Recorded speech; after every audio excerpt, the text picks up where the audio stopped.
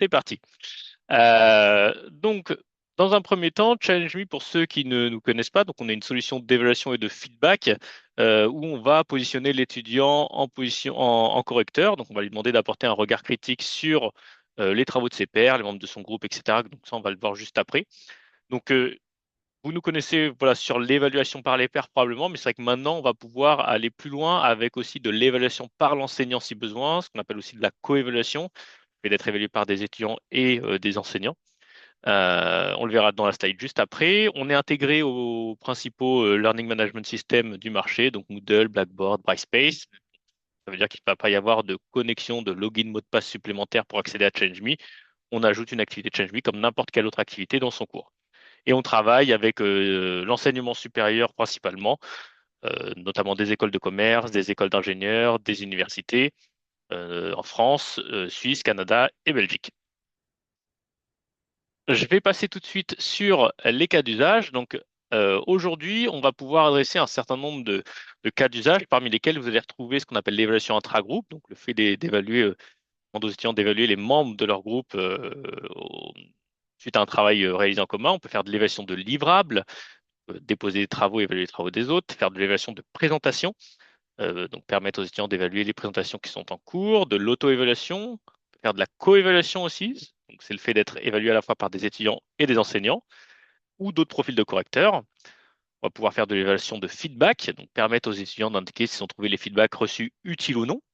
Et puis on va également pouvoir faire de l'évaluation des enseignements, donc fournir du feedback qualitatif aux enseignants sur les cours qu'ils ont fournis dans une logique d'amélioration continue. Donc on va voir un à un ces cas d'usage-là pour voir comment ça fonctionne, et puis ensuite on passera sur la plateforme. Donc, sur l'évaluation des membres du groupe, l'idée, c'est que chaque étudiant au sein d'un groupe puisse évaluer les autres étudiants sur des critères, on va dire, comportementaux. Ça peut être la communication dans le groupe, la qualité du travail réalisé, la capacité à aider les autres, le fait d'être conscient des objectifs communs. Donc, on a des grilles de critères qui existent déjà sur ChallengeMe, mais vous pouvez très bien utiliser vos propres critères, hein. Si vous faites déjà ce type d'activité, vous pouvez très bien transposer vos critères dans ChallengeMe directement. Donc, l'idée, c'est de permettre aux enseignants d'avoir une visibilité sur la dynamique de groupe en identifiant ceux qui ont été moteurs et puis ceux qui sont peut-être laissés porter par le groupe et de pouvoir du coup individualiser la note du travail de groupe euh, pour permettre une note qui est plus juste et par rapport à l'implication de chacun. Ce qui est intéressant aussi, c'est quand on annonce ce type d'activité en amont, on va avoir un effet préventif. Donc, les étudiants vont avoir naturellement plus tendance à s'impliquer dans le travail de groupe que si on ne l'annonce pas, puisqu'ils savent qu'ils vont être évalués sur leur capacité à contribuer au travail de groupe. Et ça permet aussi d'apprendre aux étudiants à travailler en groupe. On peut l'orienter feedback. Donc, soit on va générer une note pour vraiment identifier ceux qui ont bien travaillé et puis ceux qui se sont laissés porter. Ou alors, on peut aussi l'orienter sur le côté feedback. On va dire, voilà, vous allez apprendre à travailler en groupe. L'idée de cette activité, c'est de vous permettre de comprendre comment vous allez pouvoir vous améliorer dans le travail de groupe. Et à ce moment-là, on peut demander de faire juste du feedback. C'est-à-dire, on ne demande pas aux étudiants de s'évaluer, on leur demande simplement de se donner des feedbacks sur différents critères, donc toujours guidés par des critères pour aider l'étudiant à fournir du feedback pertinent. Ensuite, on va pouvoir faire de l'évaluation de livrables. Donc là, on ne demande plus aux étudiants d'évaluer les membres de leur groupe, mais le principe, c'est que des étudiants vont déposer des travaux et vont évaluer des travaux des autres. Donc on peut le voir sur le schéma. Là, il y a un étudiant qui dépose et puis il est évalué par deux autres étudiants. Alors, généralement, c'est plus trois, quatre évaluations par travaux déposés sur ce qu'on observe. On peut aussi faire du groupe, c'est-à-dire que ça peut être un groupe qui dépose et est évalué par les autres étudiants. Donc on verra comment est-ce qu'on paramètre ça tout à l'heure. Mais l'idée, voilà, c'est que là, on va faire évaluer un livrable. Donc l'objectif, c'est de progresser par la découverte des livrables des autres, donc voir ce que les autres ont fait, pouvoir comparer avec nous ce qu'on a fait sur la production qu'on a déposée. Euh, Pouvoir aussi focaliser notre attention sur les critères qui ont été définis par l'enseignant et aussi pouvoir recevoir des feedbacks de la part de nos camarades pour progresser. Donc ce format-là, c'est vrai qu'on parle d'évaluation, mais on a beaucoup d'activités qui sont utilisées simplement pour faire progresser les étudiants. Donc et dans l'évaluation, on va toujours tout de suite associer la note. Donc effectivement, on va pouvoir générer une note derrière. Si on a des étudiants qui sont assez matures pour évaluer, on peut se servir de la note pour l'intégrer dans la note finale, donc sous forme de pour une partie de la note ou la totalité, ça dépend de votre approche et des étudiants que vous avez en face. mais on peut aussi tout à fait s'en servir pour faire progresser les étudiants avant un examen, par exemple, leur demander de s'évaluer entre eux sur le livrable que vous avez demandé et leur permettre aussi de se rassurer sur le fait, est-ce qu'ils sont complètement hors sujet ou alors est-ce que justement ils sont plutôt, ils ont l'impression d'être plutôt bien positionnés par rapport aussi au feedback qu'ils vont recevoir. Donc voilà sur l'évaluation de livrables. Donc toujours pareil, hein, on parle d'évaluation, mais c'est toujours couplé avec les feedbacks qui permettent aussi la progression, expliquer à l'étudiant comment est-ce qu'il va pouvoir progresser. On peut avoir, donc une variante de ce format-là, c'est ce qu'on appelle la coévaluation. Donc là, c'est le fait d'être évalué à la fois par des étudiants, donc ses pairs, et puis par un enseignant, ou encore par d'autres profils de correcteurs. Ça peut être aussi dans des hackathons, typiquement, on peut être évalué par des étudiants, des enseignants, et puis par un jury externe. Eh bien, on va pouvoir lancer ça avec Challenge Me. L'idée, c'est de croiser les perspectives, confronter les points de vue, avoir des retours variés et enrichissants pour que l'étudiant puisse avoir un maximum d'informations pour comprendre comment est-ce qu'il va pouvoir progresser et comment est-ce qu'il se situe par rapport à ce qu'on lui a demandé. Donc la coévaluation, elle marche pour un livrable, c'est le plus commun, mais ça peut être aussi sur des présentations orales, ça peut être sur aussi son implication dans le groupe, enfin, ça peut être sur tout type d'approche. C'est vraiment le fait d'être évalué par plusieurs profils de correcteurs. On va pouvoir faire de l'évaluation de présentation orale. Donc là, au fait, on ne demande pas aux étudiants de déposer un travail, mais on va être évalué directement par d'autres étudiants sur une présentation qu'on va faire. Alors, je dis présentation, mais ça peut être aussi tout type de prestation, hein. Ça peut être une prestation sportive. On a des enseignants d'éducation physique et sportive qui utilisent Challenge Me pour évaluer des prestations sportives. On a des écoles spécialisées dans l'hôtellerie-restauration qui vont évaluer des prestations de services, de cuisine, etc. Donc c'est tout type de format qui ne va pas être déposé, qu'on ne peut pas déposer sur la plateforme et qu'on va pouvoir évaluer en direct. Le plus commun, c'est les présentations, c'est pour ça qu'on l'a nommé comme ça. Donc là, l'idée, c'est de venir engager les étudiants pendant ces présentations, éviter qu'ils aient une posture, on va dire, passive, et on leur demander d'évaluer, de donner du feedback à ceux qui passent pour les faire passer à une attitude active, donc faire en sorte qu'ils assimilent un maximum de notions. Les retours qu'on a d'enseignants, c'est que ça permet aussi aux plus timides de participer, c'est-à-dire qu'on ne peut pas faire passer tout le monde dans les questions. Donc là, tout le monde peut participer, même les plus timides, et ça permet aussi d'avoir des feedbacks plus développés sur la plateforme. Donc cette activité, ça va plutôt être un outil d'engagement là pour permettre aux étudiants d'être actifs durant les présentations. On va pouvoir faire de l'auto-évaluation. Donc là, on va demander à l'étudiant de se positionner par rapport à sa contribution dans le groupe, par rapport au travail qu'il a réalisé, ou par rapport à une compétence spécifique. Donc ça, après, c'est libre à vous d'adapter l'activité en fonction de ce que vous souhaitez. Mais voilà, on va lui demander d'avoir une réflexion sur ce qu'il a pu réaliser, que ce soit un travail, une contribution ou une compétence spécifique. Donc on verra que ce format peut être couplé à d'autres formats, hein. On peut l'utiliser seul ou on peut aussi le coupler à d'autres formats si besoin. Et on peut faire également de l'évaluation des enseignements. Donc là, comme je disais tout à l'heure, c'est le fait de demander aux étudiants d'évaluer un cours, un enseignement reçu, pour au final fournir du feedback qualitatif à l'enseignant pour comprendre ce qui a bien fonctionné et puis comment est-ce qui peut être amélioré. Et voilà, va permettre l'amélioration continue des enseignements. Donc ça peut être piloté soit par l'enseignant, ou ça peut être piloté aussi de façon globale, c'est-à-dire structurer l'évaluation des enseignements dans les LMS au niveau global, hein, si besoin. Il y a une slide que j'ai pas mis, c'est l'évaluation de feedback, mais on peut aussi demander aux étudiants d'évaluer la qualité des feedbacks reçus. Ça peut être intéressant aussi, que ce soit dans l'évaluation de présentation orale, l'évaluation de livrable, etc. Mais on peut demander aux étudiants d'évaluer, j'ai reçu 3 feedbacks, et ben, j'évalue la qualité de ces feedbacks pour encourager au fait les correcteurs à donner des feedbacks qui soient le plus pertinents possible. Et apprendre aux étudiants aussi à donner un feedback. Donc voilà un petit peu sur Challenge Me, les différents cas d'usage qu'on va pouvoir adresser. Comment ça va se traduire dans la plateforme? Au fait, donc pour ceux qui connaissent, on va avoir des phases, et pour ceux qui connaissent pas d'ailleurs, ça me permet de vous expliquer. On va avoir différentes phases que vous allez pouvoir utiliser au sein d'une activité qu'on appelle un challenge. Et ces phases-là, au fait, vous allez pouvoir choisir celle que vous souhaitez utiliser avec une date de début, une date de fin à chaque fois. Donc on a des phases de dépôt des travaux, des phases d'évaluation des travaux, d'évaluation des membres du groupe, d'auto-évaluation. En fait, ces phases correspondent à peu près au cas d'usage que je vous ai présenté juste avant. Et ces phases-là, en fonction du format qu'on veut activer, elles vont être préconfigurées dans des modèles. Donc, on peut avoir le modèle l'évaluation des membres du groupe. Donc ça, c'est quand on veut faire de l'évaluation intra-groupe, hein, ce que j'ai présenté juste avant. on va avoir un modèle qui a deux phases, une phase d'évaluation des membres du groupe et une phase de résultat.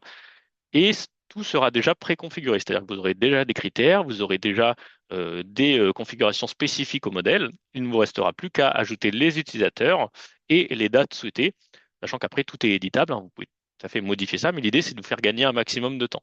Donc vous pouvez tout à fait utiliser un modèle et le modifier par la suite. Donc vous avez des modèles pour l'évaluation des membres du groupe, l'évaluation de livrables, l'évaluation de présentation orale, auto-évaluation et puis d'autres, on le verra tout à l'heure. Et vous pouvez aussi faire du sur-mesure. Donc sur-mesure, c'est-à-dire que vous pouvez choisir les formats qui vous intéressent et les mettre au sein d'un même challenge. Donc là, j'ai fait un format où on démarre par une auto-évaluation pour permettre à l'étudiant de se situer par rapport à certaines compétences.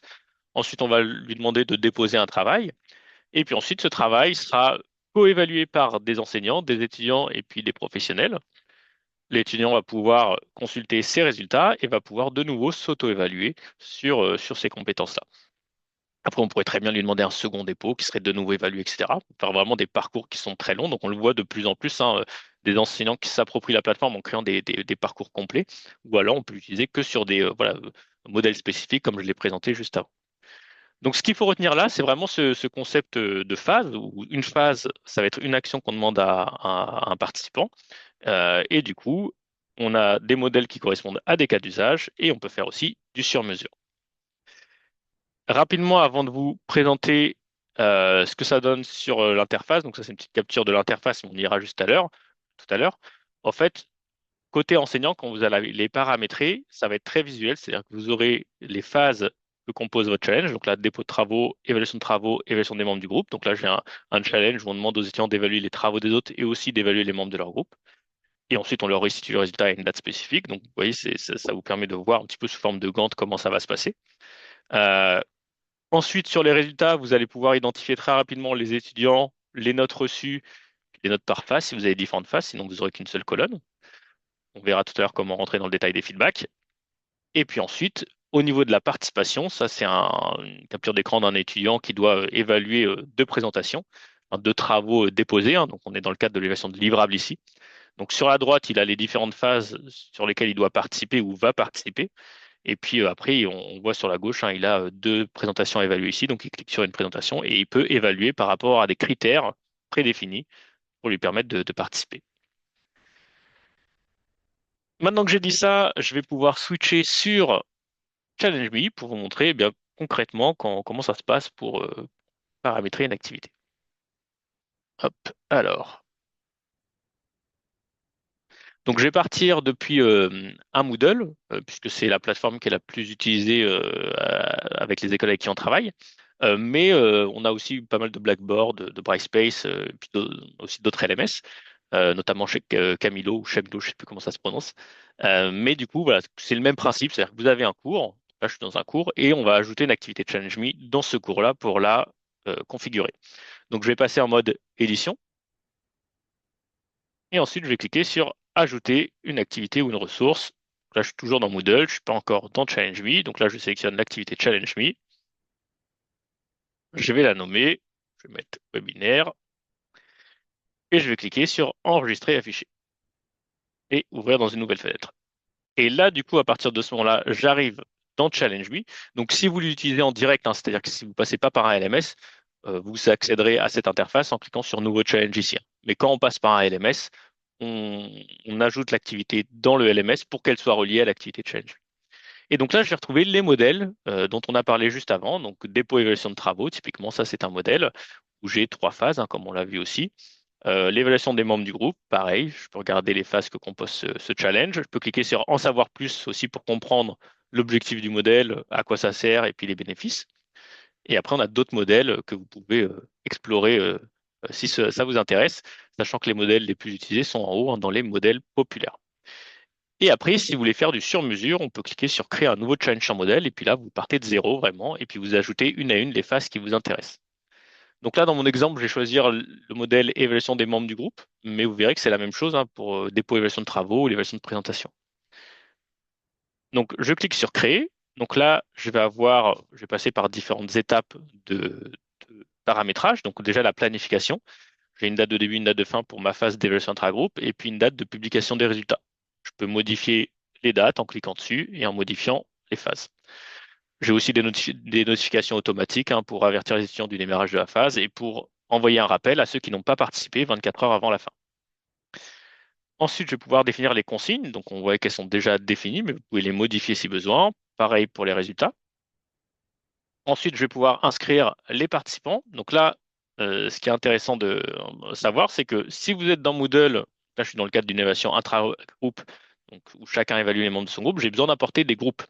Donc les groupes, ils peuvent être présents sur votre Moodle ou Blackboard ou autre LMS. Donc si c'est le cas, vous pouvez cliquer sur Inscrire des participants et sélectionner les groupes. Et puis là, vous allez pouvoir en fait récupérer les groupes directement enfin, qui sont présents dans votre LMS. Donc je clique sur sélectionner et puis là, voilà, ça m'ajoute les groupes qui sont existants dans mon LMS que j'ai sélectionné. Donc l'inscription peut se faire assez rapidement s'ils existent. Si vous n'avez pas de groupe dans le LMS ou alors si vous n'utilisez pas la fonctionnalité, au fait, vous pouvez aussi ajouter des participants en cliquant via un fichier Excel. Donc pareil, inscrire des participants à partir d'un fichier Excel CSV. Donc vous cliquez dessus et puis là, ça vous permet d'apporter un fichier avec, à partir du moment, enfin, votre fichier devra contenir au moins deux colonnes, une colonne avec les emails des participants et une colonne avec le nom du groupe associé. À partir du moment où vous avez ce fichier-là, vous l'importez ici. On vous demandera juste de spécifier quelle colonne contient quoi. Donc, sélectionnez la colonne qui contient les emails, sélectionnez la colonne qui contient les groupes et vous cliquez sur un suivant et puis ça vous importera exactement de la même manière que ce que je vous ai montré tout à l'heure. Et après, si vous n'avez pas de groupe mais que vous avez besoin de créer des groupes, vous pouvez aussi cliquer sur Générer des groupes. Et là, on vous demande de sélectionner des étudiants à partir desquels vous devez générer les groupes. Donc là, je vais tout sélectionner. Je vais pouvoir cliquer sur Sélectionner. Nombre de participants par équipe, je vais dire que je veux des équipes de 5. Et puis ensuite, je clique sur Générer et ça va me générer voilà, des groupes automatiquement aussi. Donc c'est une possibilité là-dessus si on n'a pas de groupe et qu'on a besoin d'en générer aléatoire. Ensuite, je vais pouvoir aller dans les critères d'évaluation. Donc ce qu'il faut retenir ici dans les participants, c'est qu'on peut inscrire les étudiants, enfin les groupes, en l'occurrence si c'est des groupes depuis notre LMS ou via un fichier Excel, ou alors les générer aléatoirement. Voilà, c'est vraiment les informations à retenir. Ensuite, on a des guides. Si vous avez besoin de revoir comment on fait exactement, vous aurez le replay du webinaire, etc. Vous pouvez aussi nous contacter si besoin. Ensuite, on a les critères d'évaluation. Donc là, c'est les critères sur lesquels les étudiants vont se baser pour s'évaluer. Ce que vous voyez ici, c'est une bonne pratique qu'on recommande, c'est-à-dire qu'on a le nom du critère et puis on va proposer quatre options pour expliquer à l'étudiant comment évaluer. C'est-à-dire que les étudiants ils peuvent avoir du mal à évaluer si on leur demande de donner une note. Cette note peut être souvent subjective aussi en fonction de l'étudiant. Là, l'idée, c'est de casser cette subjectivité en définissant des éléments observables pour l'étudiant, pour l'aider à évaluer. Là, j'ai quatre niveaux par critère. Mais vous pouvez en mettre plus si besoin. Vous pouvez aussi tout éditer. Vous cliquez sur modifier le critère, puis vous modifiez les informations ici. Et après, si besoin, vous pouvez aussi ajouter de nouveaux critères. Donc là, ce qu'on a vu, c'était des critères sous forme d'options prédéfinies. Vous pouvez très bien aussi rajouter des critères sous forme d'étoiles. Là, j'ajoute un nouveau critère sous forme d'étoile. Et j'aurai voilà, un nouveau critère sous forme de 1 à 10 étoiles, par exemple. Et après, on a un champ de feedback ici que vous pouvez rendre obligatoire si besoin. Vous pouvez aussi activer des feedbacks par critère. Donc là, si je veux un feedback sur le critère communication dans le groupe, j'ajoute un champ de feedback ici. Et puis, je vais avoir un champ de feedback qui va s'ajouter ici pour les étudiants pour qu'ils puissent aussi donner un feedback sur ce critère spécifiquement. Ça, c'est pour les critères. Donc, soit vous utilisez les critères existants, soit vous ajoutez vos propres critères. Et après, vous pouvez aussi sélectionner des critères depuis la base Challenge Me. Donc, vous allez dans Critères prédéfinis. Vous choisissez une méthode d'évaluation. Donc là, des options prédéfinies, par exemple. Et puis, vous pouvez sélectionner les critères qui vous intéressent. Donc là, j'ai agir face aux imprévus, analyse de marché, analyse financière. Donc après, en fonction du format de challenge que vous allez lancer, vous allez pouvoir faire des recherches aussi sur les critères qui vous intéressent. Voilà pour la partie critères. Et puis après, dans les options, on va pouvoir indiquer ce qu'on souhaite présenter à l'étudiant en termes de résultats. Donc là, on décide de présenter la note et la moyenne par critère, ainsi que les feedbacks reçus. Mais on pourrait très bien dire, je masque les résultats aux participants. Donc là, ils doivent juste participer et l'enseignant a accès aux résultats, mais pas les étudiants. On peut très bien indiquer qu'on veut une note sur 20, donc définir une note spécifique. On peut mettre des coefficients par phase aussi si besoin. euh, pour pondérer les critères, des coefficients pardon, par critère pour pondérer le poids de chaque critère si besoin. Et puis après, une fois que c'est complété, on peut cliquer sur publier pour le rendre accessible ou alors cliquer sur aperçu pour voir ce que ça donne côté étudiant. Donc là, c'est ce que je fais. J'ai envie de voir ce que ça donne avant de publier. Donc là, je prévisualise le challenge en tant que Paul Giraud en date du 14 janvier. Là, je peux voir que Paul Giraud aura cette vue-là en date du 14 janvier. Donc, il pourra évaluer chacun des membres de son groupe et aussi s'auto-évaluer sur les critères qui ont été présentés. Donc l'auto-évaluation ne fait pas partie de la note, hein, c'est juste à titre informatif pour permettre à l'enseignant de comparer l'auto-évaluation de l'étudiant et puis l'évaluation de ses camarades. Donc après l'étudiant voilà, sélectionne l'étudiant souhaité et puis va pouvoir donner son évaluation par rapport aux critères qui ont été définis. Et après on clique sur publier pour valider le format de challenge, donc juste ici, hein, et le rendre accessible aux étudiants. Après ils n'auront plus qu'à cliquer sur l'activité challenge mis dans le LMS pour pouvoir l'utiliser. Au niveau du... Donc ça, c'est quand on a paramétré. Puis ensuite, quand on veut voir ce que ça donne, donc, voir le suivi de l'activité. Donc quand les étudiants commencent à compléter, on va dans suivi de l'activité. Et puis là, on a la liste des étudiants, les groupes associés, s'ils ont bien validé ou pas les trois évaluations attendues. Donc ça, c'est sélectionner la phase souhaitée, ça vous permet de voir la participation. On a des filtres pour voir ceux qui n'ont pas évalué, etc. Faire des recherches, évidemment. Et puis ensuite, on a l'interface de résultats. Donc là, on clique sur résultats et là, ça nous permet de voir la note par groupe et puis la note aussi par étudiant. Donc pouvoir identifier. Et c'est comme ça que vous allez pouvoir identifier typiquement dans ce cas d'usage, ceux qui ont reçu une mauvaise note, ça va être ceux qui sont moins piqués que les autres dans les travaux de groupe. Et au contraire, ceux qui ont reçu des bonnes notes, c'est qu'il n'y a pas eu de souci. Donc c'est dans cette interface-là que vous allez pouvoir voir tout ça. Sachant qu'après, vous pourrez cliquer sur une note, voir les feedbacks qui ont été échangés, etc.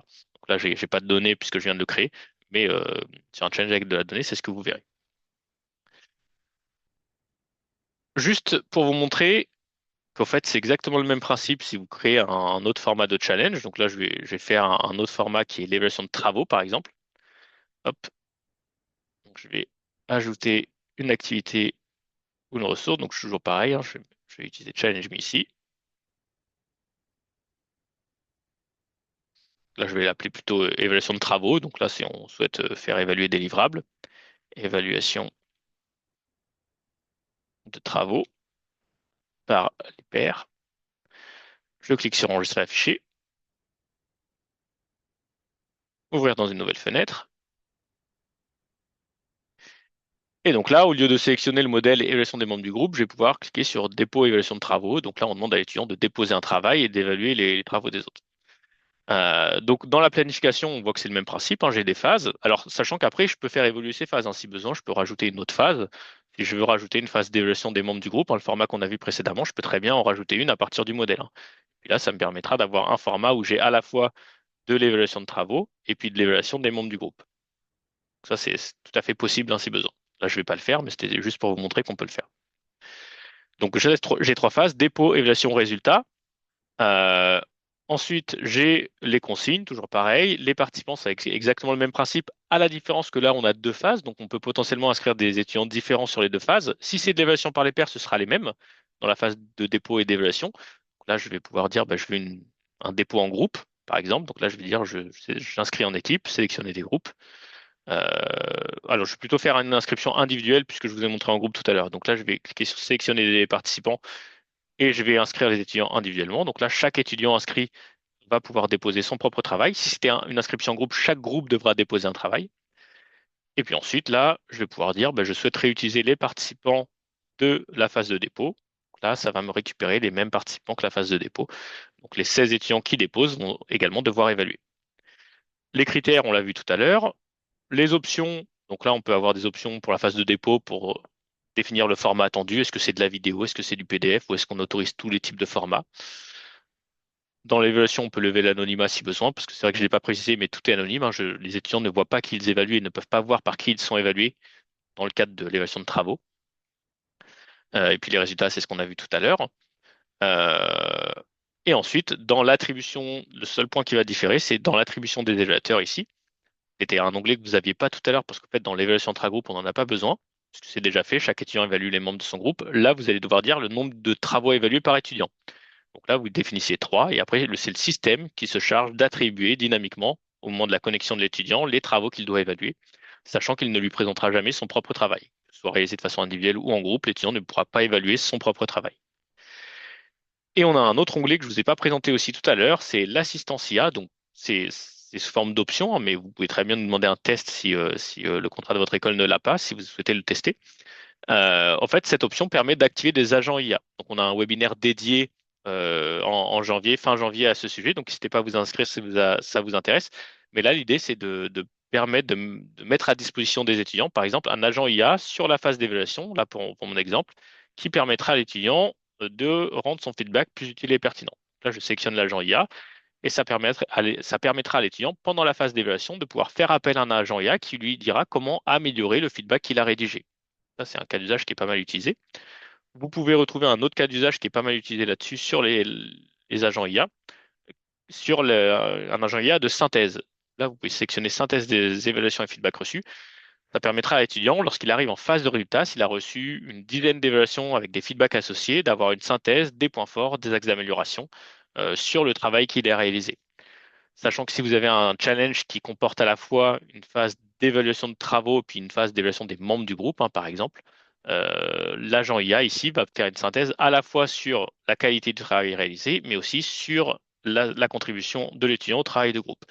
Donc c'est vraiment un agent qui est pas mal utilisé, puisque la synthèse permet justement de restituer les informations, un grand nombre d'informations facilement à l'étudiant, et l'enseignant peut aussi s'en servir hein, pour avoir une vue des principaux éléments de l'étudiant. Et après, bah, pareil, on clique sur publier ou sur aperçu pour voir ce que ça donne. Donc là, bah, comme je suis dans un challenge avec un dépôt de travaux, j'ai trois phases, un dépôt, évaluation, résultat. Et en tant qu'étudiant, je peux avoir ma phase de dépôt avec bah, le texte soit sous forme de texte, soit sous forme de pièce jointe. Je peux ajouter mon travail. Et après, j'évalue les travaux des autres et j'accède à mes résultats comme ce qu'on a vu tout à l'heure. Peut-être juste un aperçu de la phase de résultat, on l'a pas vu. Mais en gros, l'étudiant, lui, pourra voir bah, la note qu'il a reçue. Alors là, j'ai pas mis de critères, mais quand on a des critères, on voit la moyenne par critère avec un graphique. Et puis ensuite, le détail des feedbacks reçus. Ça de façon anonyme. Et après, bah, l'enseignant, lui, peut toujours accéder aux résultats. Donc, peut voir la participation sur la phase de dépôt, sur la phase d'évaluation, et puis avoir accès aux résultats, toujours en cliquant sur résultats dans le suivi de l'activité.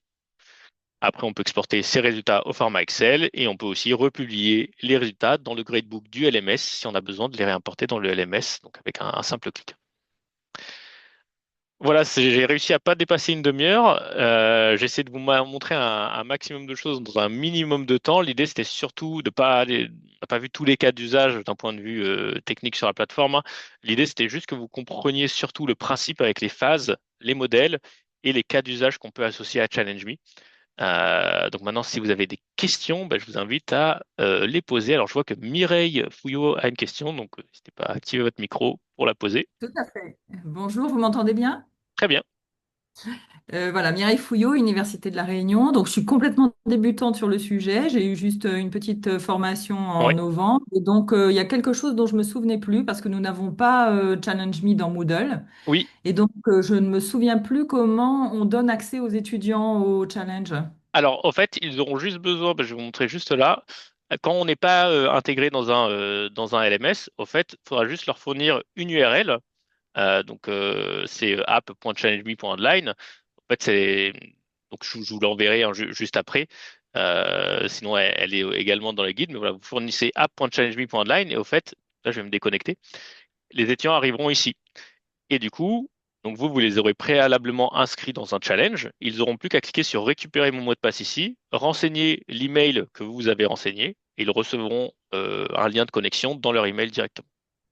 D'accord. OK, très bien. Donc on a un petit texte que vous pouvez prêt à l'emploi que vous pouvez leur communiquer. Je me note de vous l'envoyer juste après. D'accord, je vous remercie. Je vous en prie. Alors, est-ce que d'autres ont des questions? Je regarde sur le chat, je peux penser à regarder. Lisa, anyone experience difficulty to publish the peer evaluation grade from ChallengeMe to Brightspace? Alors, normalement, sur Brightspace, vous avez la possibilité de publier les notes depuis ChallengeMe sur Brightspace. Donc, au fait, ça va. Je vais essayer de vous montrer avec un exemple de challenge. Hop, pour montrer le bouton exact. ChallengeMe Academy. Donc avec un challenge qui est terminé, puisqu'en fait, le bouton apparaît forcément quand les notes ont été, quand la phase de résultat est atteinte. Autrement, on ne peut pas les publier. Voilà, alors, hop, je vais sur un challenge où j'ai de la donnée.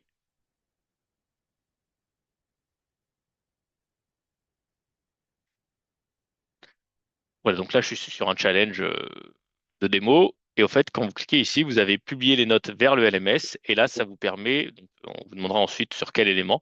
Et ça vous permettra de réimporter les notes qui sont dans ChallengeMeet dans le gradebook de votre LMS, que ce soit Brightspace, Blackboard ou Moodle.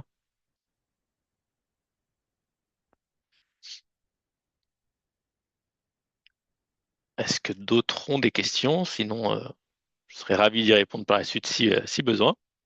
Une petite question. Je sais Oui, pas si vous bonjour m'entendez. Mélisse. Oui, tout à Bonjour. fait. En fait, on avait le cas d'un enseignant qui devait évaluer avec les étudiants, un étudiant qui passait à l'oral et il voulait Oui, pouvoir différencier le résultat en termes de coefficient, lui avoir un plus grand coefficient que oui, l'évaluation des autres. oui, Et, tout à fait. et ce serait pour ça si c'est possible de le faire sur une seule phase d'évaluation ou s'il faut créer deux phases d'évaluation en changeant de coefficient. Alors, c'est nous ce qu'on va recommander, c'est de le faire sur deux phases d'évaluation, puisque vous aurez plus de flexibilité, que ce soit en termes de délai pour les étudiants et de délai pour les enseignants. Donc, au fait, le format qu'on va recommander, ça va être celui-ci. Je vais vous montrer tout de suite. Hop. Normalement, vous devez toujours voir mon écran. Donc, je vais faire dépôt évaluation de travaux. Donc là, je pars. Alors, j'ai sélectionné le modèle en anglais, mais c'est la même chose. Donc, on a les trois phases, hein. Évaluation of work, on va mettre by students. Donc là, on aura une phase d'évaluation par les étudiants. Et puis, on va rajouter une autre phase. Alors, soit on duplique celle-là, si on a déjà mis des critères et que c'est les mêmes critères, on peut la dupliquer. Soit on ajoute une nouvelle, hein. On clique sur Add Phase et puis on rajoute la phase d'évaluation. Et puis là, on va mettre évaluation des travaux par le ou les enseignants. Ça peut être très bien aussi plusieurs enseignants. Et on n'oublie pas là, donc dans les résultats, de dire qu'on souhaite, hop, lier cette phase de résultat à la fois à l'évaluation par les étudiants et par l'enseignant, que les résultats soient pris en compte pour les deux phases. Et dans les options, hop, on va dans les résultats et puis on va dire, ben voilà, je vais mettre un coefficient supérieur pour l'évaluation par les enseignants. Donc, ça peut être un coefficient de 2. Et puis à la fin, on aura un score final sur ce qu'on va indiquer ici. Donc là, je vais mettre sur 20 par exemple. Donc c'est vrai que ça, c'est ce qu'on va recommander plutôt. On a un autre système et je crois on n'a plus la possibilité de mettre une pondération. Bon, ça sert à rien que je vous l'explique parce que je vois qu'on l'a plus de toute façon. Donc voilà, la bonne pratique quand c'est comme ça, c'est d'avoir deux phases, une phase d'évaluation par des étudiants et par des enseignants. Et après, si vous avez d'autres profils de correcteurs, on peut rajouter encore une phase. Mais le fait d'avoir deux Merci. phases permet déjà d'avoir des critères qui sont différents. Souvent, les enseignants aiment bien donner une note. Les étudiants, c'est bien de les guider avec des critères prédéfinis. Et puis ça permet d'être plus flexible aussi sur les dates. Ok, super. Merci beaucoup. Je vous en prie. Alors après, je ne sais pas si c'était sur l'évaluation d'un livrable ou d'une présentation, mais c'est le même principe, hein. Quand Oui. c'est une évaluation d'une présentation, la phase en verte est grisée. Ça veut dire que les étudiants n'ont pas besoin de déposer un travail. Ok, parfait, merci. Je vous en prie. J'ai une autre question de Awen. Les notifications étudiantes sont envoyées sur l'adresse email école. Alors, ça dépend de l'email qui est enregistré, mais souvent, oui, c'est l'email école, du coup, surtout quand on passe par un LMS. Est-il possible de rendre anonymes les feedbacks? Donc ça, c'est par défaut. Les étudiants ne voient pas par qui ils sont évalués, sauf si on a levé cette option dans les options de résultats. Là, on peut cliquer sur Show Evaluator's Name. À ce moment-là, c'est plus anonyme. Et après, l'aperçu côté espace étudiant, vous l'avez hop, quand vous allez dans l'onglet aperçu ici. Et ça vous permet de voir ce qu'un étudiant verra. Euh, bon, là, j'ai inscrit personne, donc j'ai un utilisateur de test qui est par défaut inscrit dans toutes les phases. Mais lui, l'étudiant, il ne verra pas la phase d'évaluation par les enseignants, évidemment, puisqu'il ne sera pas inscrit dans cette phase.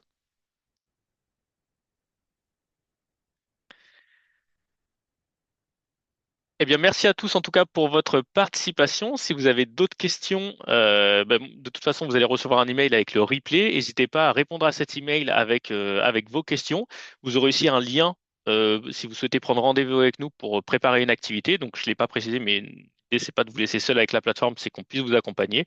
Et on est là pour ça, donc Florent et moi, pour vous accompagner sur vos projets. Donc, n'hésitez pas, vous avez un lien de rendez-vous et puis ça nous permet de prendre un moment pour vous aider à paramétrer tout ça. Je vous souhaite un bon appétit et puis une bonne journée à tous. Au revoir. Si, au revoir. Merci, au revoir.